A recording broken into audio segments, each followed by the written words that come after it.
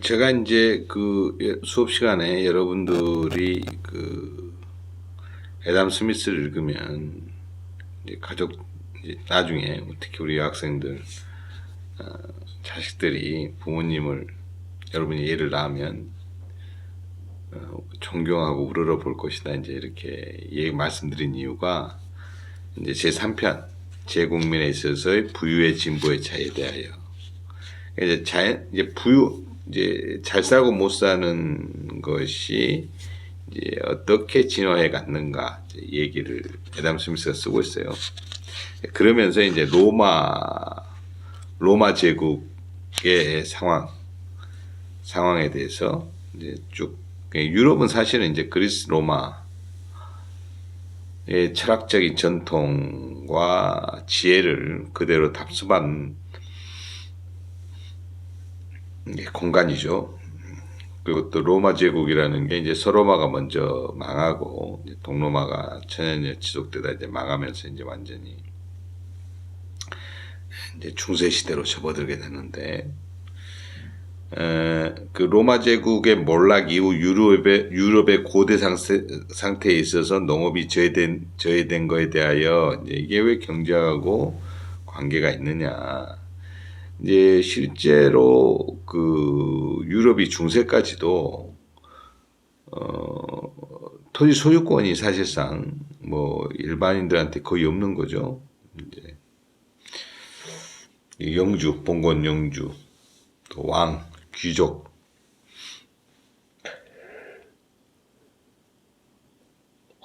왕의 것은 이제 독점됐다고 보는 거죠.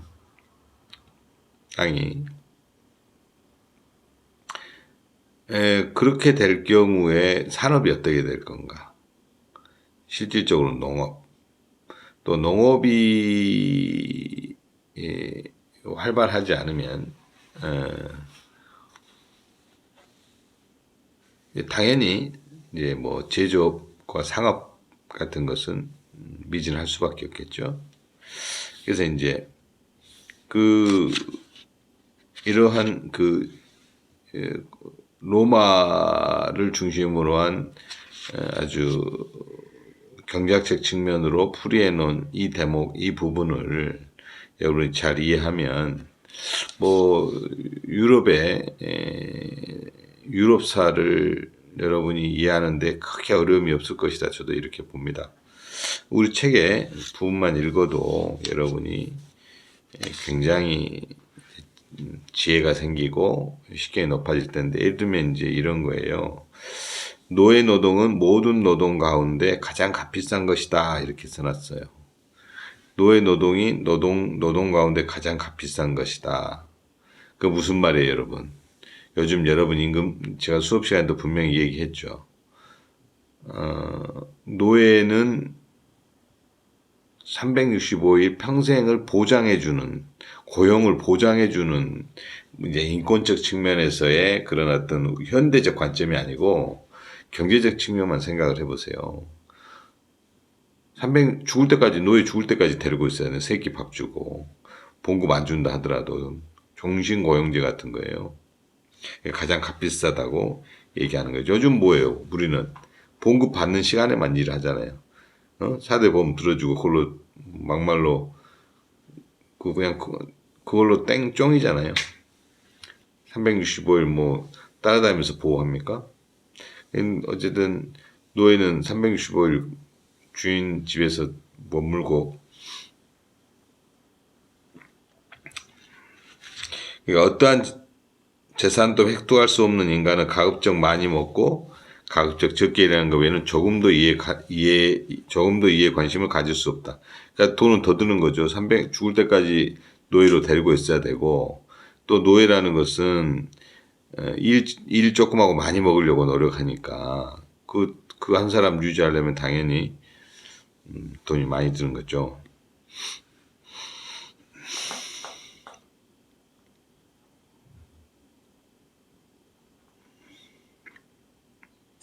그래서 설탕과 담배는 노예에 의한 경작을 할 수 있지만 곡물은 불가능하다, 이렇게 썼어요. 애담 스미스가.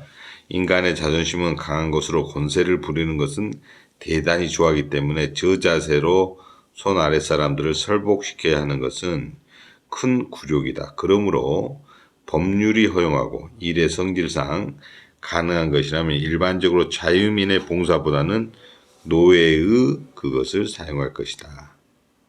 설탕과 담배의 재배는 노예 경작으로 비용을 메워갈 수 있지만 곡물의 재배는 현재 그것을 메우지 못하는 것 같다. 주로 곡물을 생산하는 잉글랜드령 식민지에서는 그 경작의 많은 부분이 자유민에 의해서 이루어지고 있다.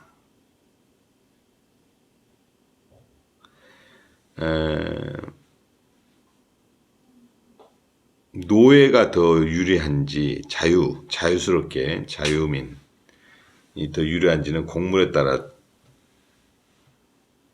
차이가 있는 거 아니 이제 그 농산물의 종류에 따라 차이가 있다 이제.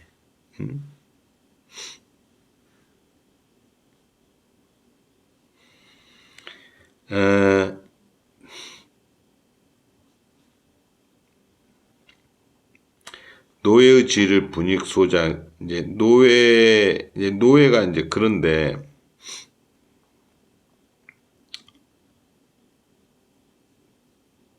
곡물은 이제 손이 많이 가니까 단순하게 시킬 수가 없는 거라서 자유민한테 맡기는 게 더 유리하다 이렇게 보는 거죠.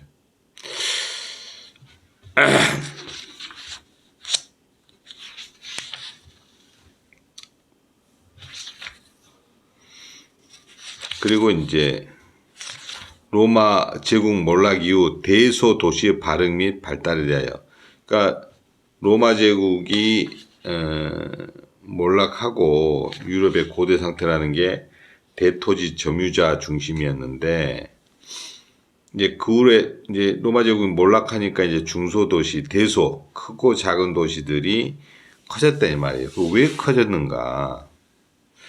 도시의 주민들은 맨 처음에 농촌의 주민들보다 더 좋은 대우를 더군다나 받지도 못했다. 그런데 결국 커졌다. 이제 애담 스미스가 그것을 설명을 하고 있죠. 그래서 도시 주민들은 거의 노예 수준이었다. 그런데 자기 도시의 징세 청구권을 얻게 됨으로써 농촌 주민보다 훨씬 더 빨리 자유를 얻게 됐다는 거예요. 자유. 이 징세 청구권은 초기에 기한부였지만 그 후에 영구적인 것이 되고, 그 도시민들은 징세 청구권을 얻음과 동시에 자유에 견질 만한 특권을 얻었다. 그러니까 자유롭게 되니까 자치권도 얻게 됐다. 자유롭게 되면서 도시가 그 자유를 얻음으로써 발달됐다는 거예요. 자유. 그러니까 애담 스미스는 시장주의라는 것은, 애담 스미스가 말하는 시장이라는 것은 자유죠, 원리가.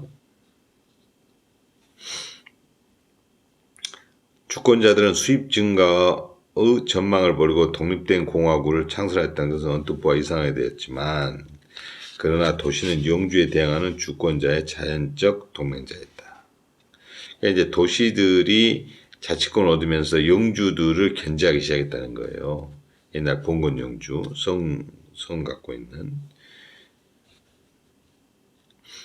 그리고 도시와 도시들 간에 그러한 영주들을 대항하기 위해서 이제 도시민들이 스스로 네트워크를 하기 시작했다. 이제. 그러면서 도시들이 발달했다는 거예요.